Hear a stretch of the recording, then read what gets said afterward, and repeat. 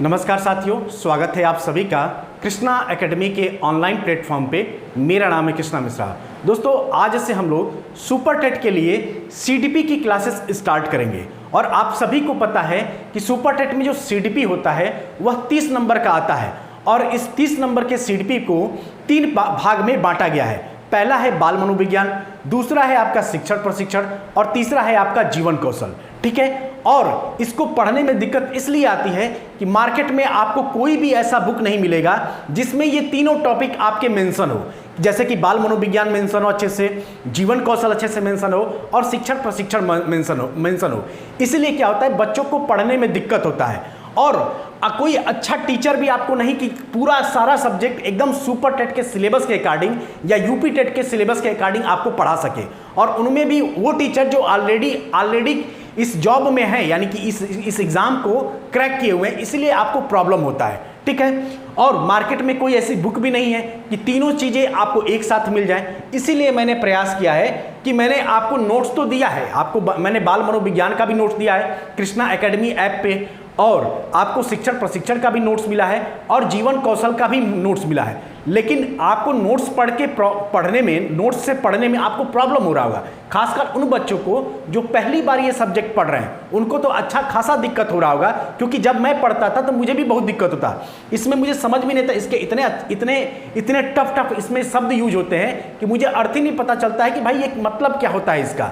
तो इसीलिए मैंने कोशिश किया है कि अब मैं एक नया इनिशिएटिव लेकर आ रहा हूं कि अब ये तीनों टॉपिक का, चाहे वो आपका बाल मनोविज्ञान हो, चाहे वो आपका शिक्षण प्रशिक्षण हो, चाहे वो आपका जीवन कौशल है, इन तीनों को मैं वीडियो के माध्यम से आपको पढ़ाऊंगा, ताकि सभी चीज़ें, ये सारे टॉपिक आपके दिमाग में बैठ जाए। और आप सभी को पता है कि मेरे पढ़ाने का तरीका, मैं आपको पढ़ाता नहीं हूँ, मैं आपको एक एक चीज़ सिखाता हूँ। मैं एक एक वर्ड का मतलब आपको सिखाऊंगा ताकि आप आसानी से इस टॉपिक को, इस 30 नंबर में आप आसानी से एग्जाम में 28 नंबर ला सकें।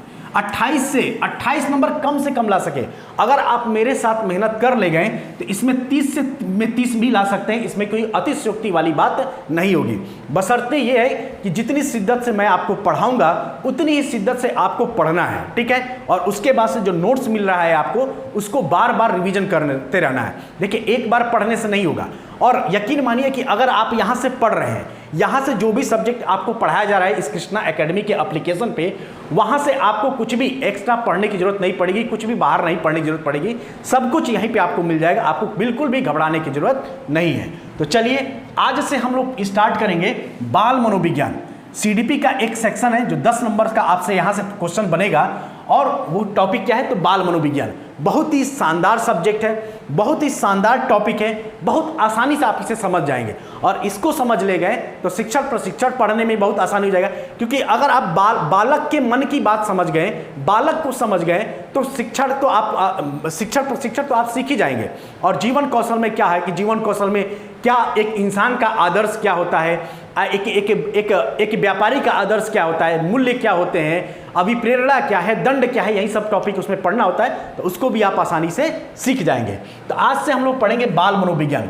अब बाल मनोविज्ञान की उत्पत्ति कहाँ से हुई, बाल मनोविज्ञान किस शब्द से बना हुआ है, किन 2 लैटिन शब्दों से मिलकर बना हुआ है, ये सभी चीज़ें, यानी कि आज हम लोग बाल मनोविज्ञान की एक हिस्ट्री देखेंगे कि किसने बाल मनोविज्ञान को चेतना का विज्ञान कहा है, किसने मन मस्तिष्क का विज्ञान कहा है, किसने व्यवहार का विज्ञान कहा है। बाल मनोविज्ञान को 4 चरणों में बांटा गया है। किसी ने चेतना का विज्ञान कहा, किसी ने मन या मस्तिष्क का विज्ञान कहा। ठीक है। किसी ने इसको कुछ और कहा, व्यवहार का विज्ञान कहा। ये सभी चीजें हम लोग पढ़ेंगे। तो अगर देखा जाए, साइकोलॉजी शब्द जो है बाल मनोविज्ञान है, यह साइकोलॉजी, अंग्रेजी के साइकोलॉजी शब्द से बना हुआ है। और बाल मनोविज्ञान की उत्पत्ति कहाँ से हुई है, तो आप सभी को पता है कि बाल मनोविज्ञान की उत्पत्ति दर्शन शास्त्र, फिलॉसफी से हुई है। और फिलॉसफी से ही सिर्फ बाल मनोविज्ञान की उत्पत्ति नहीं हुई है। फिलॉसफी एक ऐसा सब्जेक्ट है जो सारे सब्जेक्ट का माता और पिता है। यानी कि आप कह सकते हैं कि फिलॉसफी क्या है, philosophy is a mother and father of all subject, यानी कि फिलॉसफी से ही आपका मैथ निकला हुआ है, फिलॉसफी से ही आपकी ज्योग्राफी निकला हुआ है, फिलॉसफी से ही आपका फिजिक्स निकला हुआ है, फिलॉसफी से ही आपकी पॉलिटी निकला हुआ है, फिलॉसफी से ही आपकी साइकोलॉजी निकला हुआ है। यानी सारे सब्जेक्ट जो भी आप पढ़ते हैं, लिखते हैं, सुनते हैं, ये सारे सब्जेक्ट की उत्पत्ति कहाँ से हुई है? तो दर्शन शास्त्र यानी कि फिलॉसफी से हुआ है। ठीक है, तो साइकोलॉजी को अंग्रेजी में बाल मनोविज्ञान को अंग्रेजी में क्या बोलते हैं? तो साइकोलॉजी बोलते हैं। इन बाल मनोविज्ञान की उत्पत्ति कहाँ से हुई है? तो दर्शन शास्त्र से हुई है। ये चीज़ें आपको याद रखना है। बाल मनोविज्ञान एक ऐसा सब्जेक्ट है ना जो बहुत पुराना नहीं है, 1590 के आसपास इसमें इसकी पहली पुस्तक लिखी गई थी। यानी आप सोच सकते हैं कि बाल मनोविज्ञान क्या है। बाल मनोविज्ञान जो सब्जेक्ट है वह मात्र 300 से 400 साल पुराना सब्जेक्ट है, यानी कि एकदम नया सब्जेक्ट है। ठीक है, और दर्शन शास्त्र तो हजारों साल पुराना सब्जेक्ट है, और भी सब्जेक्ट जो आप पढ़ते हैं वो लगभग 1000 साल पुराने हैं। लेकिन बाल मनोविज्ञान एक ऐसा सब्जेक्ट है जो एकदम नया सब्जेक्ट है। इसीलिए मनोवैज्ञानिकों ने इसे क्या बोला है? मनोवैज्ञानिकों ने इसे कहा है कि बाल मनोविज्ञान अभी भी अपने शैशवा अवस्था में है, यानी कि इन्फेंसी एज में है। इसको ये पूछा जाता है आपसे कि किस सब्जेक्ट को कहा जाता है कि मनोविज्ञान अपनी शैशवा अवस्था में है, तो इस चीज को आपको जानना है। मनोविज्ञान जो साइकोलॉजी शब्द है वह मनोविज्ञान अंग्रेजी के साइकोलॉजी से बना हुआ है, और साइकोलॉजी 2 ग्रीक या लैटिन शब्दों से मिलकर बना है। एक है साइकी और दूसरा है लॉगस। साइकी का मतलब होता है आत्मा या मन, और लॉगस का मतलब होता है अध्ययन। इसीलिए साइकोलॉजी को क्या बोलते हैं? आत्मा का अध्ययन भी कहते हैं। ठीक है, क्या कहते हैं दोस्तों? तो आत्मा का अध्ययन भी कहते हैं। और साइकोलॉजी शब्द का प्रथम प्रयोग कब किया गया? तो साइकोलॉजी शब्द का जो प्रथम प्रयोग किया वह रुडोल्फ गोलक ने किया। किसने किया? तो रुडोल्फ गोलक ने किया। ये सभी चीजें हम लोग पढ़ेंगे। यानी आज के इस वीडियो में हम लोग पढ़ेंगे कि फिलॉसफी की पृष्ठभूमि या इतिहास क्या है। ठीक है, किसने फिलॉसफी को यानी कि मनोविज्ञान को आत्मा का विज्ञान कहा, किसने चेतना का विज्ञान कहा, किसने मन मस्तिष्क का विज्ञान कहा, किसने व्यवहार का विज्ञान कहा। यानी कि चारों चरणों को हम अच्छे से आज के इस वीडियो में हम लोग पढ़ेंगे, और कुछ प्रमुख दार्शनिकों के विचार भी हम लोग पढ़ेंगे। तो चलिए फिर स्टार्ट करते हैं। देखिए, बाल मनोविज्ञान की पृष्ठभूमि देखा जाए तो बाल मनोविज्ञान को अंग्रेजी में साइकोलॉजी कहते हैं। क्या कहते हैं? साइकोलॉजी कहते हैं। और यह जो साइकोलॉजी शब्द है यह लैटिन या ग्रीक शब्द के 2 शब्दों से मिलकर बना हुआ है। पहला है साइकी। साइकी का मतलब क्या हुआ? आत्मा या मन। और दूसरा है लॉगस। क्या है दोस्तों? तो दूसरा है लॉगस, इसका मतलब क्या होता है लॉगस का? तो इसका मतलब होता है अध्ययन। यानी कि अगर आपसे क्वेश्चन पूछा जाएगा कि साइकोलॉजी किन 2 शब्दों से मिलकर बना है, तो आप बताएंगे कि साइकोलॉजी जो है वह ग्रीक या लैटिन के 2 शब्दों से मिलकर बना है। पहला है साइकी और दूसरा है लॉगस। साइकी का मतलब हुआ आत्मा या मन, और लॉगस का मतलब हुआ है अध्ययन। ठीक है, इसीलिए साइकी शब्द को मन या आत्मा के अर्थ में लिया जाता है, और लॉगस शब्द को किस अर्थ में लिया जाता है? अध्ययन शास्त्र से लिया जाता है। इसीलिए हम कह सकते हैं कि साइकोलॉजी शब्द का शाब्दिक अर्थ है आत्मा का अध्ययन। यानी साइकोलॉजी शब्द का शाब्दिक अर्थ क्या है? आत्मा का अध्ययन। क्यों? क्योंकि यह 2 शब्दों से मिलकर बना है, साइकी और लोगस। साइकी का मतलब होता है आत्मा या मन, और लोगस का मतलब होता है अध्ययन। इसीलिए हम कह सकते हैं कि मनोविज्ञान को आत्मा का अध्ययन कहा गया। ठीक, इस शब्द का मतलब क्या? किस शब्द का? तो मनोविज्ञान का पहली बार प्रयोग कब हुआ था? तो 1590 में हुआ था। किसने किया था? तो इटली के एक मनोवैज्ञानिक था जिनका नाम था रुडोल्फ गोकल। क्या नाम था? रुडोल्फ गोकल, या कहीं कहीं आपको गोलकाय भी मिल जाएगा। दोस्तों, इस टॉपिक को बहुत बेहतरीन तरीके से पढ़िए। मार्केट में कोई भी बुक नहीं मिलेगा कि ये तीनों टॉपिक आप पढ़ सकें। ठीक है, इसलिए अच्छे से पढ़िए। अगर आप इसमें 30 में से अगर 25+ नंबर ला दिए ना, और मैथ में अगर आप 20 में से अगर 20 नंबर की मैथ आती, 20 में से अगर आप मान के चलिए 15+ नंबर ला दिए, तो आपका सिलेक्शन होने के चांसेस बहुत ज़्यादा हैं। देखिए, सुपर टेट में सिलेक्शन लेना है तो CDP पे फोकस करिए, मैथ पे फोकस करिए, हिंदी पे फोकस करिए और करंट अफेयर। ये 4 सब्जेक्ट ऐसे हैं जो आपको सीधे 100 नंबर देते हैं। कौन कौन सा? तो सीडीपी 30 नंबर, करंट अफेयर और जीएस मिला के 30 नंबर, जिसमें यूपी स्पेशल आपसे पढ़ाया जाता है। यूपी स्पेशल मैं पढ़ा ही रहा हूं आपको, आप मेरे जो सेकंड चैनल कृष्णा मिश्रा नाम, वहां पे देख सकते हैं, ठीक है। तो करंट अफेयर और यूपी स्पेशल मिला के आपका 30 नंबर, यानी 30-30 60, सीडीपी 30, करंट अफेयर 30, हिंदी 20 और मैथ 20, यानी कि 100 नंबर ये सीधे देता है। तो इन सब्जेक्ट पे आप विशेष फोकस करिए, ठीक है। तो इस शब्द का पहली बार प्रयोग कब हुआ? डेट याद रखना है। सुपर टेट में फैक्चुअल क्वेश्चन खूब पूछे जाते हैं, तो आपसे पूछ लेगा कि साइकोलॉजी शब्द का पहला प्रयोग कब किया गया था? तो 1590 में। किसने किया था? तो इटली के रुडोल्फ गोलक या गोलकाय ने किया था। अब चलते हैं आगे देखते हैं। हालांकि मनोविज्ञान का प्रारंभ अरस्तु के समय में दर्शन शास्त्र की एक शाखा के रूप में हुआ। अभी मैंने बताया कि जितनी भी लैंग्वेज या जितने भी सब्जेक्ट आप पढ़ते हैं उसकी उत्पत्ति कहाँ से हुई है? तो इसी दर्शन शास्त्र से हुई है। तो यहाँ पे यही बात लिखा गया है कि हालांकि मनोविज्ञान का प्रारंभ अरस्तु के समय में, आप सभी को पता होगा अरस्तु, प्लेटो, सुकरात है, अरस्तु है, प्लेटो, ये सभी क्या है? ये सभी यूनानी दार्शनिक है और ये सभी आदर्शवादी दार्शनिक थे, ठीक है। तो हालांकि मनोविज्ञान का प्रारंभ अरस्तु के समय में दर्शन शास्त्र की एक शाखा के रूप में हुआ था, ठीक।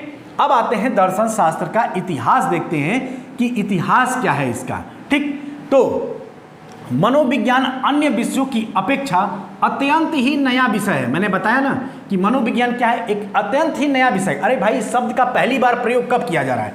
इस शब्द का पहली बार प्रयोग ही 1590 ईस्वी में किया जा रहा है, ठीक है। और अभी क्या चल रहा है? 2023 चल रहा है, ठीक। तो अगर जो देखा जाए तो कितना समय हुआ? लगभग 3.5 साल या 4 साल का, 350 या 400 साल इसको बीता है, ठीक है।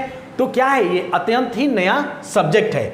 इसीलिए मनोवैज्ञानिक अभी भी कहते हैं कि इसलिए कहा गया कि मनोविज्ञान क्या है? अभी भी अपने शैशव अवस्था में। किसमें दोस्तों? तो मनोवैज्ञानिकों का मानना है कि मनोविज्ञान अभी भी अपने शैशव अवस्था में है, ठीक। और जर्मन के एक मनोवैज्ञानिक है एबिंगहास, एबिंगहास के अनुसार यह कहा गया कि मनोविज्ञान का अतीत बहुत लंबा है। अतीत लंबा क्यों है? क्योंकि ये दर्शन शास्त्र की एक शाखा है और अरस्तु के समय में ही मनोविज्ञान की बातें निकल के आ गई थी। तो इसका अतीत तो बहुत लंबा है, लेकिन इसका इतिहास क्या है? बहुत छोटा है। इसीलिए एबिंगहास ने ये बात कही थी।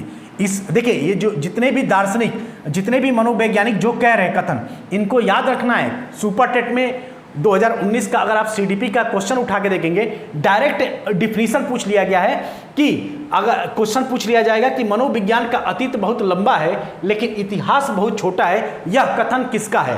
तो आप बताएंगे जर्मन के एक मनोवैज्ञानिक थे, एबिंगहास ने ये चीज कहा है, ठीक। और ज्यादातर मनोवैज्ञानिकों ने मनोविज्ञान के इतिहास को 4 चरणों में बांटा है। अभी मैंने बताया कि मनोविज्ञान के इतिहास को 4 चरणों में बांटा गया है। किसमें? तो किसी ने इसे आत्मा का विज्ञान कहा, किसी ने मन का विज्ञान कहा, और किसी ने इसे व्यवहार का विज्ञान कहा, और किसी ने इसे चेतना का विज्ञान कहा, ठीक है। तो आपसे क्वेश्चन पूछा जाएगा कि मनोविज्ञान कुल कितने चरणों में बांटा गया है? तो आप बताएंगे 4 चरणों में बांटा गया है। आत्मा का विज्ञान, ठीक है, मन का विज्ञान, चेतना का विज्ञान और व्यवहार का विज्ञान। अब इन चारों के बारे में हम अलग अलग से पढ़ेंगे कि किसे चेतना का विज्ञान मानने वाले कौन कौन थे, आत्मा का विज्ञान मानने वाले कौन थे, मन और मस्तिष्क का विज्ञान मानने वाले कौन थे, और किसने व्यवहार का विज्ञान माना है मनोविज्ञान को। ये सभी चीजें अब हम लोग पढ़ेंगे। तो पहला है हमारा आत्मा का विज्ञान, यानी कि साइंस ऑफ साउल, यानी कि मनोविज्ञान को क्या कहा गया? तो आत्मा का विज्ञान कहा। और यह कौन माना है? इसको मानने वाले कौन थे? तो मनोविज्ञान को आत्मा का विज्ञान मानने वाले मुख्य दार्शनिक कौन थे? तो प्लेटो थे, अरस्तु थे, सुकरात थे और डेकार्त थे। ये सभी, ये जो प्लेटो, अरस्तु, सुकरात और डेकार्त थे, ये सभी क्या थे? ये सभी आदर्शवादी दार्शनिक थे। और आदर्शवादी दार्शनिक क्या मानते हैं? आदर्शवादी दार्शनिक जो हैं, उनकी जो फिलॉसफी थी वह क्या थी? आत्मा को परमात्मा से मिला देना, यानी आत्मा को परमात्मा से, यानी कि जो हमारी आत्मा है, हम जब मरेंगे हमारे अंदर क्या है? आत्मा है, और जब हम मरेंगे तो हमारी आत्मा निकलेगी हमारे शरीर से और आत्मा को परमात्मा में मिल जाएगी। इसीलिए सारे दार्शनिकों की फिलॉसफी थी कि आत्मा को परमात्मा से मिला दिया जाएगा। इसीलिए इन्होंने मनोविज्ञान को क्या कहा? आत्मा का विज्ञान कहा। अब देखिए, आपने पढ़ा तो बहुत होगा, आत्मा का विज्ञान ये कहते हैं, लेकिन क्यों कहते हैं ये आज आपको पता चला होगा कि क्या कारण है कि इन्होंने आत्मा का विज्ञान कहा। क्यों? क्योंकि ये आदर्शवादी दार्शनिक थे और आदर्शवादी दार्शनिकों की फिलॉसफी, और ये सभी यूनान से थे, ये सभी यूनानी दार्शनिक है। जो यूरोप का यूनान है ना, ये सभी यूनानी दार्शनिक है, ठीक है। और इनकी फिलॉसफी ही था कि आत्मा को परमात्मा से, अब आत्मा से को परमात्मा से मिलाने के लिए क्या करना पड़ता है? आपका आचरण शुद्ध होना चाहिए, आप झूठ न बोलते हो, व्यभिचार यानी कि चोरी न करते हो, आपका मन, आप किसी के साथ धोखा न करते हो, चीटिंग न करते हो। यानी कि अगर आपका मन शुद्ध है, आपने कोई पाप नहीं किया है, कोई भी गलत काम नहीं किया है, तो मरने के बाद क्या होगा? मरने के बाद आपकी आत्मा आपके शरीर से अलग होगी और आप परमात्मा से जाके मिल जाएगी। इसीलिए ये दार्शनिक क्या कहते हैं? ये दार्शनिक आत्मा का विज्ञान, मनोविज्ञान को आत्मा का विज्ञान मानते हैं। चूंकि प्लेटो को आदर्शवाद का जनक माना जाता है और आदर्शवादियों की शिक्षा है आत्मा को परमात्मा से मिला देना या मोक्ष की प्राप्ति। अब जब आत्मा जो है आपकी परमात्मा से मिली जाएगी, यानी कि जीवन मरण के बंधन से आप छूट जाएंगे, और जब जीवन मरण के बंधन से आप छूट जाएंगे यानी आपको मोक्ष की प्राप्ति हो जाएगी। इसीलिए प्राचीन यूनानी लोग मनोविज्ञान को आत्मा का विज्ञान कहा है। ये सब चीजें आपको याद रखना है। अब यहां से क्वेश्चन पूछेगा कि आदर्शवाद, जो चीजें मैं हाईलाइट कर रहा हूं उसको आपको अलग से नोट बनाना है, शॉर्ट नोट्स। अब क्या है, आदर्शवाद का जनक कौन है? तो आप बताएंगे प्लेटो है। इस चीज को आप अपने शॉर्ट नोट्स में वीडियो देखते समय एक कॉपी पेन जरूर रखिएगा, ताकि जो मैं कहूं इसको नोट कर लीजिए, उसको आपको नोट करके रख लेना है, ठीक। अब ये सभी कौन थे? तो यूनानी दार्शनिक थे, इसको आपको नोट कर लेना है, ठीक। और इसको याद कैसे करें? इसको याद करने की एक ट्रिक है, आत्मा से आप क्यों लड़े, आत्मा से आप यूं लड़े, ठीक है। तो आत्मा से हो गया आत्मा, और फिर इसमें क्या है? अरस्तु है, ठीक है। एक से हो जाएगा अरस्तु, ठीक। से हो जाएगा सुकरात, और लड़े में से ड से हो जाएगा क्या? डेकार्ते। और यू, आत्मा से आप यू से क्या हो जाएगा? यू से हो जाएगा यूनानी। यानी कि ये सभी दार्शनिक क्या थे? यूनानी थे। तो आप इस ट्रिक को भी लिख सकते हैं। और यह जो परिभाषा थी, यह आत्मा का विज्ञान, मनोविज्ञान को आत्मा का विज्ञान माना गया। यह जो परिभाषा कब तक प्रचलित रही? तो 16वीं शताब्दी, 15 से 16वीं शताब्दी के मध्य तक यह परिभाषा प्रचलित रही और बाद में इसका खंडन हो गया। अब देखिए इसका खंडन कैसे हुआ। जो आत्मा है, क्या आपने कभी आत्मा देखी है? आप मेरा शरीर देख सकते हैं, मेरे अंदर की आत्मा आप नहीं देख सकते, या मैं आपके अंदर की आत्मा नहीं देख सकता। तो जब आपने आत्मा देखा नहीं, तो आपको कैसे पता चले कि आत्मा गोरा है कि काला है, यानी आत्मा का रंग कैसा है आपको नहीं पता चला। जब आप मुझे देख रहे हो, आप मुझे मेरे शरीर को देख रहे हो, तो आप बता सकते हो कि भाई सर जो है गोरे हैं, थोड़े से हेल्दी हैं, ठीक है, और थोड़े से मतलब कि पढ़ाते ठीक ठाक हैं, मतलब काम चलाओ पढ़ा लेते हैं। तो ये सब आप कैसे समझ पा रहे हैं? आप हमको देख रहे हैं, लेकिन हमारी आत्मा कैसी है, हमारे आत्मा का कलर कैसा है, हमारे आत्मा का स्वरूप कैसा है, ये आप नहीं देख पा रहे हैं। तो जब आत्मा को आप देख नहीं पा रहे, आत्मा के आप स्वरूप को नहीं देख पा रहे, आत्मा के आप कलर को नहीं देख पा रहे, तो भाई आप आत्मा का अध्ययन करोगे कैसे? ये अमूर्त चीज हो गया ना। जो चीजें अमूर्त है, अमूर्त का मतलब क्या होता है? अमूर्त का मतलब है कि जो हमारी नंगी आंखों से या जो हम अपनी इंद्रियों से ना देख पाए, वही अमूर्त चीजें हैं। आप जिसको देख पा रहे हैं उसको वो मूर्त है। तो आप हमें देख पा रहे हैं कि आप हमारी आत्मा को नहीं देख पा रहे हैं। तो जब आप हमारी आत्मा को नहीं देख पा रहे तो हमारी आत्मा का अध्ययन करोगे कैसे? तो इसी आधार पर इसका खंडन कर दिया गया, ठीक है। इसके खंडन का आधार क्या है कि जब आत्मा की स्पष्ट परिभाषा नहीं है, जब आप किसी चीज को देख नहीं पा रहे हो, जब आप किसी चीज को सुन नहीं पा रहे हो, जब आप किसी का कलर नहीं बता पा रहे हो, तो उसकी परिभाषा क्या खाक दोगे? आप नहीं दे पाओगे ना। तो इसीलिए जब आत्मा की स्पष्ट परिभाषा नहीं है, जब आत्मा को देखा नहीं जा सकता और जब आत्मा का कोई रूप और रंग नहीं है, तो आत्मा को मनोविज्ञान मानने का कोई अर्थ भी नहीं है। इसी आधार पर मनोविज्ञान आत्मा का विज्ञान है, यह बात गलत साबित हो गया और इसका खंडन हो गया। अब आगे क्या हुआ? अब आगे ये हुआ कि आत्मा को, मनोविज्ञान को क्या माना गया? तो मनोविज्ञान को मन या मस्तिष्क का विज्ञान माना गया। क्या माना गया दोस्तों? तो मन या मस्तिष्क का विज्ञान माना गया। और इसका पहली बार ये शब्द मन, आत्मा को मतलब मनोविज्ञान को मन या मस्तिष्क का विज्ञान पहली बार किसने कहा? तो पंपोलॉजी, इटली के एक दार्शनिक थे पंपोलॉजी ने इस शब्द का प्रयोग पहली बार किया। ठीक है, और इसको मानने वाले भी बहुत सारे दार्शनिक थे, लेकिन इसका भी खंडन होता है। पहली बार मनोविज्ञान को मन या मस्तिष्क का विज्ञान पहली बार इटली के ही पंपोलॉजी ने मनोविज्ञान को मन का विज्ञान कहा है, यानी कि साइंस ऑफ माइंड कहा है। और आगे चलकर Rousseau, Immanuel Kant, Locke, Hobbes, Hume और थॉमस रीड आदि मनोवैज्ञानिक को मन का विज्ञान कहा है, यानी आदि ने भी मनोविज्ञान को क्या कहा है? मन का विज्ञान कहा है। यानी कि अगर आपसे क्वेश्चन पूछेगा कि मनोविज्ञान को मन या मस्तिष्क का विज्ञान सबसे पहले किसने कहा, तो आप बताएंगे इसका पहली बार प्रयोग किसने किया? तो पंपोलॉजी ने किया। किसने किया? पंपोलॉजी के ने किया, और यह इटली के है। ठीक, आगे चलकर रूसो ने, इमैनुअल कांट ने, लॉक ने, हॉब्स ने, ह्यूम ने और थॉमस रीड आदि ने मनोविज्ञान को मन का विज्ञान माना या कहा है। ठीक, इसको याद करने की ट्रिक क्या है? पापा कोट पहन के झूमे, रीढ़ की हड्डी टूटी। ठीक है, पापा से हो जाएगा पंपोलॉजी, कोट से हो जाएगा कांट, पहन करके क्या हो सकता है? तो पहन करके आप ये साइलेंट हो जाएगा, झूमे, झूमे से हो जाएगा ह्यूम, और रीड, रीड यानी कि थॉमस रीड हो जाएगा। ठीक है, इस तरीके से आप इसको याद रख सकते हैं। और यह विचारधारा आपकी कब से कब तक चली? तो 17वीं से 19वीं शताब्दी तक यह विचारधारा आपकी चली। यानी कि यह विचारधारा आपकी कब तक चलती रही?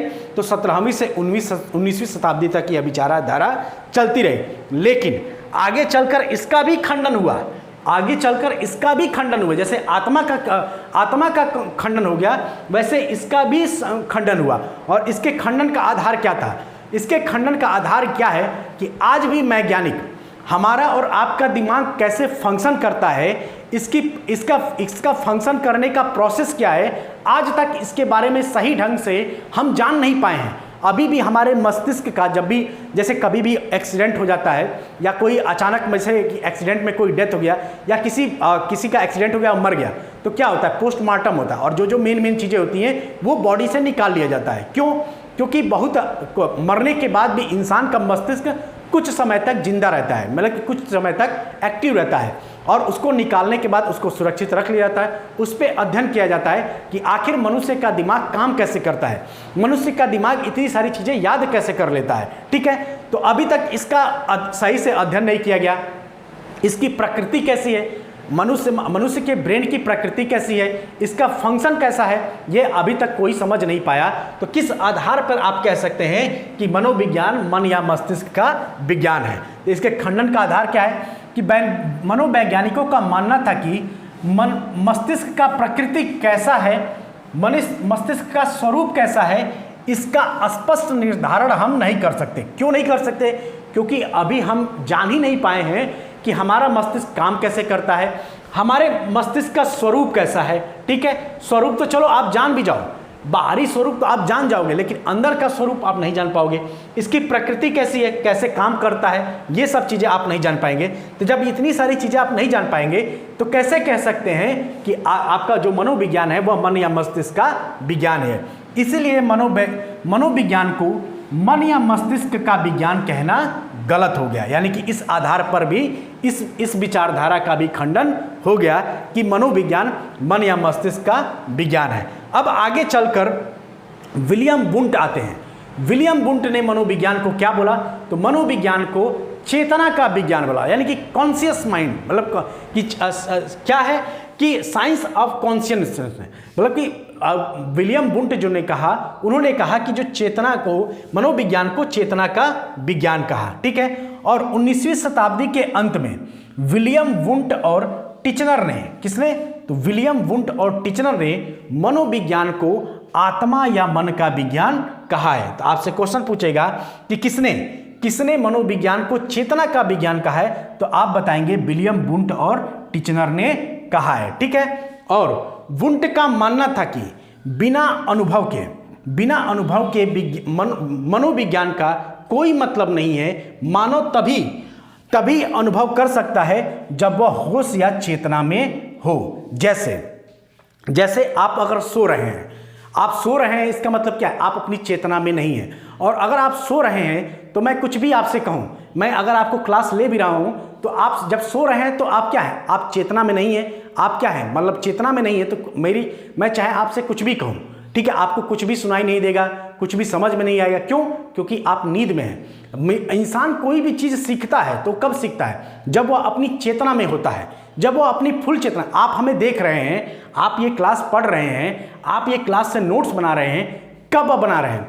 जब आप चेतना में हैं। अगर आपको अभी आपको इंजेक्शन दे दिया जाए, कोई नशीली दवा खिला दिया जाए, क्या आप अपनी चेतना में रहोगे?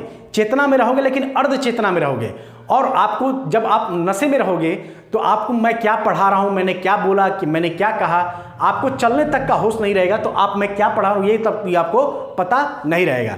इसीलिए विलियम वुंट का मानना था कि बिना अनुभव के मनोविज्ञान का कोई मतलब नहीं है, और मानव तभी अनुभव कर सकता है जब वह होश या चेतना में हो। इसीलिए इन दोनों ने मनोविज्ञान को चेतना का विज्ञान कहा है। यानी कि मनोविज्ञान को चेतना का विज्ञान कहने का आधार इन्होंने क्या दिया कि मनुष्य कुछ भी सीखता है, जो कुछ भी आप सीखते हैं वह अपनी चेतना में सीखते हैं, होश हवास में सीखते हैं, बेहोशी के समय में आप नहीं सीख पाते। इसीलिए चेतना को क्या किया गया? इसीलिए विलियम वुंट और टिचनर का मानना था कि मनोविज्ञान क्या है? मनोविज्ञान चेतना का विज्ञान है। इतनी चीजें आपको समझ में आ गई होगी। अब चलते हैं आगे। अब इस विचारधारा को मानने वाले प्रमुख दार्शनिक कौन थे?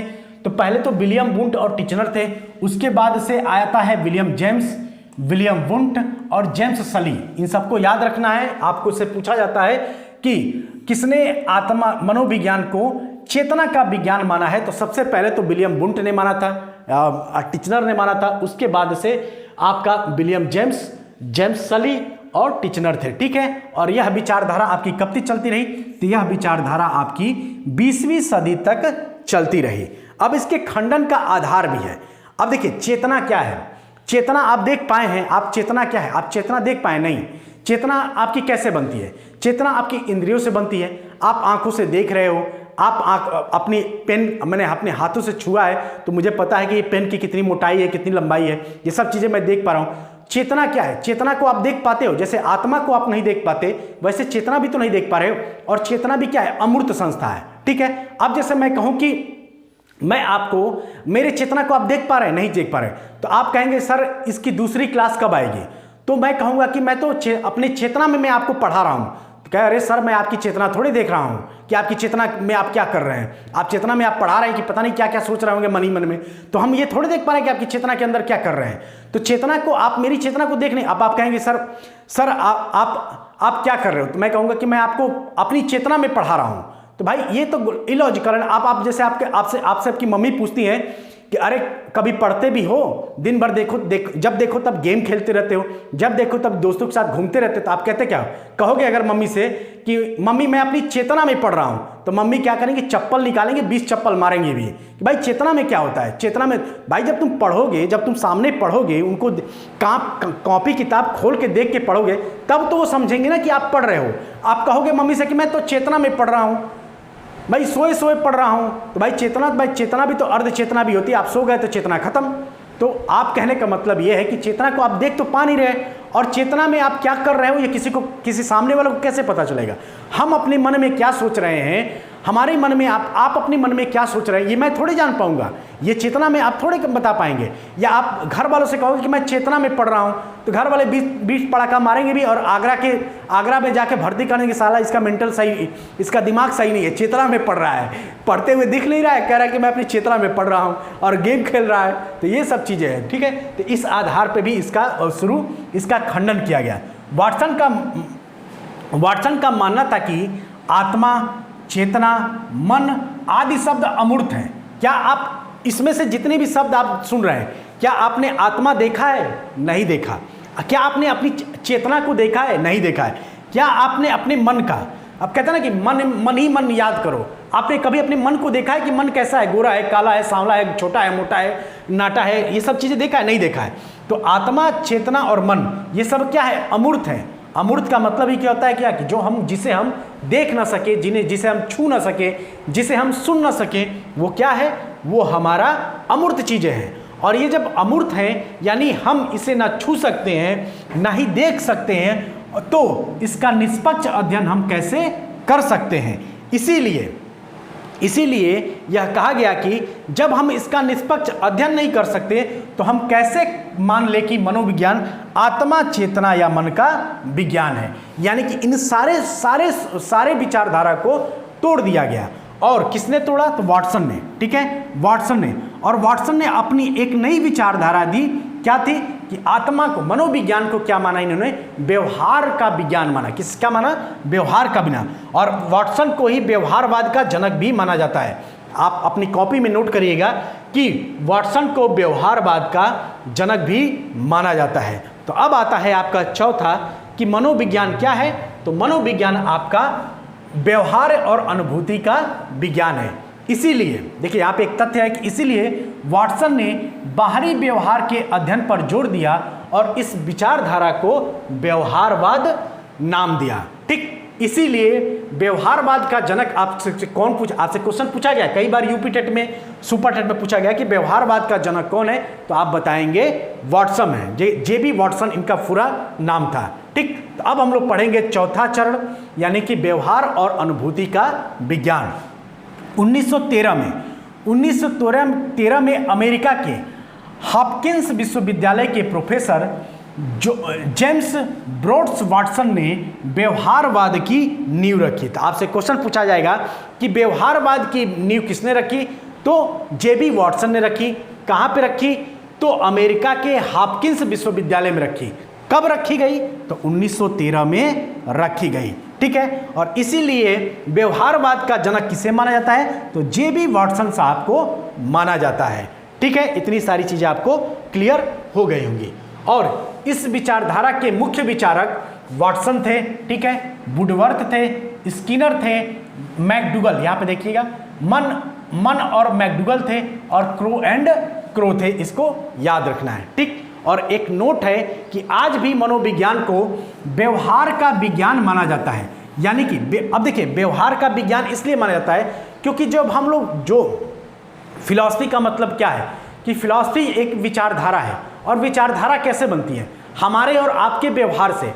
आपके व्यवहार का मैं अध्ययन करूंगा। जैसे मान लीजिए आप मेरे सामने होते या आप मुझे देख रहे हो, ठीक है, तो आप मेरे बारे में सोच के क्या बनाओगे? मेरे बारे में मुझे देखकर, मेरा स्वरूप देखकर, मेरी हाइट देखकर, मेरी पर्सनालिटी देखकर, मेरा स्किन देखकर, मेरा पढ़ाने का तरीका देखकर, मेरा समझाने का तरीका देखकर, मेरा बोलने का तरीका देखकर, इन सभी चीज़ों को आप ऑब्जर्व करके क्या बताएंगे? मेरे प्रति अपने दिमाग में एक व्यवहार बनाएंगे। ठीक है, तो व्यवहार को क्या है? व्यवहार कैसे बनता है? व्यवहार हमारे आसपास की चीज़ों को देखने से बनता है, और ये सबसे सटीक फिलॉसफी है। इसीलिए आज भी मनोविज्ञान को व्यवहार का विज्ञान माना जाता है। ठीक है, और वुडवर्थ ने बिल्कुल सही कहा। ये कथन आपसे कई बार क्वेश्चन में पूछा गया है, तो आप इसको याद रखेंगे। वुडवर्थ ने बिल्कुल सही कहा है कि मनोविज्ञान ने सर्वप्रथम अपनी आत्मा का त्याग किया, फिर मन का त्याग किया, फिर चेतना का त्याग किया, और आजकल व्यवहार के साथ चल रहा है। क्या चल रहा है? तो आजकल व्यवहार के साथ चल रहा है। तो आपसे क्वेश्चन पूछा जाता है कि किसने कहा है कि मनोविज्ञान ने सर्वप्रथम अपनी आत्मा का त्याग किया, फिर मन का त्याग किया, फिर चेतना का त्याग किया, और आजकल व्यवहार के साथ चल रहा है? तो आप बताएंगे वुडवर्थ ने कहा है। ठीक, और क्रो के अनुसार 20वीं शताब्दी को बालक की शताब्दी कहा जाता है। तो आपसे क्वेश्चन पूछेगा कि किसने 20वीं शताब्दी को बालक की शताब्दी कहा है? तो आप बताएंगे क्रो ने कहा है। अब कुछ मनोवैज्ञानिकों की जो परिभाषाएं हैं उसके बारे में हम लोग देख लेते हैं। तो जे.बी. वाटसन के अनुसार मनोविज्ञान व्यवहार का शुद्ध विज्ञान है। ये आप किसने कहा है? तो जे.बी. वाटसन ने कहा है कि मनोविज्ञान व्यवहार का शुद्ध विज्ञान है। देखिए, अब व्यवहार को ही माना गया है, तो यहाँ पे जितने भी आपको दिखेंगे ना, सब व्यवहारवादी ही दिखेंगे। विलियम मैकडूगल के अनुसार, ये भी व्यवहारवादी थे। तो विलियम मैकडूगल के अनुसार मनोविज्ञान व्यवहार एवं आचरण का यथार्थ विज्ञान है। क्या है दोस्तों? तो यथार्थ विज्ञान है। यथार्थ का मतलब क्या है कि जो हमेशा विद्यमान रहे, ठीक। और स्किनर के अनुसार मनोविज्ञान का व्यवहार एवं अनुभव, यानी स्किनर कौन थे? स्किनर के अनुसार क्या था? मनोविज्ञान व्यवहार एवं अनुभव का विज्ञान है।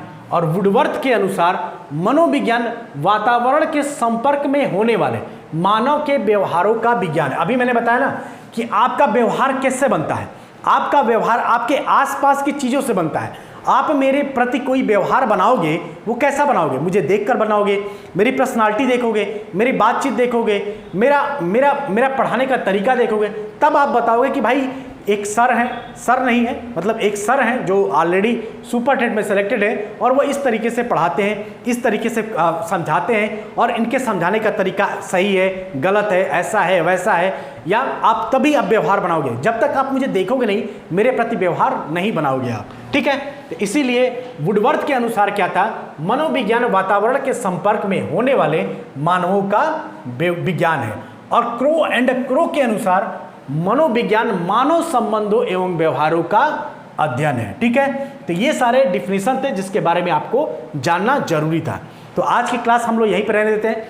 कल की क्लास में हम लोग पढ़ेंगे कुछ महत्वपूर्ण तथ्य, यानी मनोविज्ञान से संबंधित कुछ महत्वपूर्ण तथ्य देखेंगे, ठीक है। और उसके बाद से मनोविज्ञान के संप्रदाय में हम लोग प्रवेश कर जाएंगे। आराम से पढ़ना है, बहुत समय है आपके पास। सुपर टेट की वैकेंसी आपको नवंबर और दिसंबर तक ही देखने को मिलेगा। इसके पहले कोई उम्मीद नहीं है आपकी सुपर टेट की। तो आपके पास पर्याप्त समय, मस्ती के साथ पढ़िए। देखिए, पढ़ाई को एंजॉय करिए, जितना आप पढ़ाई को एंजॉय करिए। देखिए, कभी भी ना पढ़ाई को बोझिल मत बनाइए। क्या होता है ना कि जब आप क्या होता है कि आप लोग ना सोचते हैं कि एक ही दिन में सब कुछ सीख लें। नहीं भैया, एक ही दिन में ना आपने सीखा है ना हम सीखे हैं। हर किसी भी चीज़ को सीखने में समय लगता है। इसलिए कोई भी सब्जेक्ट कोई सीखे ना तो उसमें जल्दीबाजी मत करिए। जितना आप देखिए, जल्दीबाजी आप लोग इसलिए करते हैं ना क्योंकि आप लोग आप लोग के अंदर ना कंसिस्टेंसी नहीं है। अगर आप लोग लगातार नहीं पढ़ रहे तभी आपके अंदर जल्दीबाजी है। सोचेंगे कि वैकेंसी आएगी तभी पढ़ेंगे। अरे जब वैकेंसी आएगी तब आप रिवीजन करिए ना भाई। अभी जो आपका समय है उसमें पढ़ते रहिए। मैंने तो कल ही के वीडियो में कहा, अगर आप 4 से 5 घंटे लगातार पढ़ रहे हैं, 4 से 5 घंटे अगर आप हर दिन पढ़ रहे हैं तो 4 से 5 घंटे पढ़ना आपके लिए इनफ है और आप आसानी से सिलेक्शन ले लेंगे। लेकिन बशर्ते ये है कि 4 से 5 घंटे ये आपको लगातार पढ़ना है, ठीक है। तो लगातार रहिए, मस्ती से पढ़िए, पढ़ाई को एंजॉय करिए, पढ़ाई को टेंशन में मत पढ़िए। टेंशन में पढ़ेंगे तो आप समझ नहीं पाएंगे। जितना एंजॉय करेंगे, जितने अच्छे से समझेंगे, धीरे धीरे चीज़ों को पढ़ेंगे, उतनी आसानी से आप समझ पाएंगे। चलिए फिर आज की क्लास में इतना ही रहने देते हैं। अगली क्लास में मिलते हैं, तब तक आप सभी अपना ध्यान रखिएगा। जय हिंद, जय भारत।